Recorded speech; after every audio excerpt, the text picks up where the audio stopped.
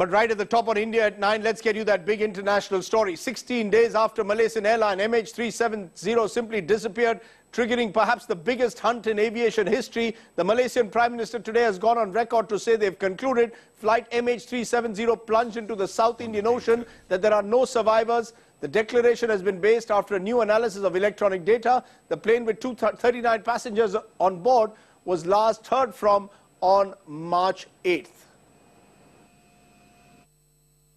That MH370 flew along the southern corridor and that its last position was in the middle of the Indian Ocean, west of Perth.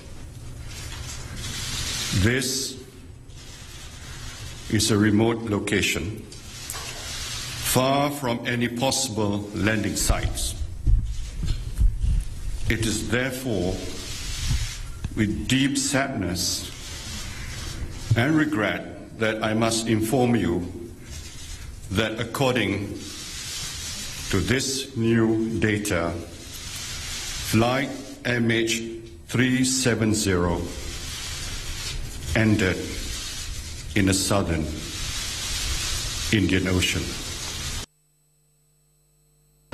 Flight 370 flew along the south quarter, the last position in the middle of the Indian Ocean, far from any landing sites.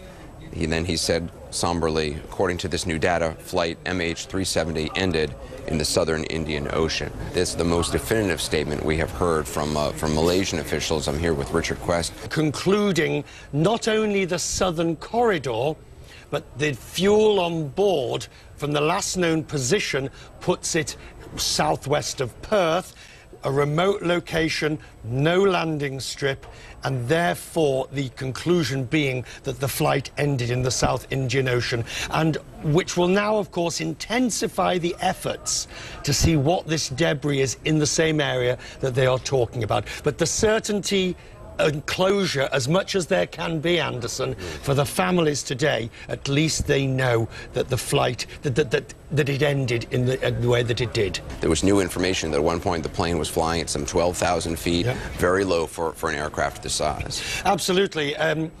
The reason it was said to be flying at, or one of the speculative reasons, at 12,000 feet was so that it wouldn't be in an air corridor and risk other aircraft as it flew back. But we don't know the reason why. The sources told CNN that the data, the radar data and other data showed the plane going down from 36,000 to 12,000 back across the Malaysian peninsula. But then we know it must have gone back up to altitude again. We know that, Anderson, because at 12,000 feet, it couldn't have got now as far as the South Indian Ocean because the fuel burn is so much higher at that lower level. So it would have had to go back up to 40,000 feet to get that range. But remember, there is still no debris found, so we will continue to keep tracking that story.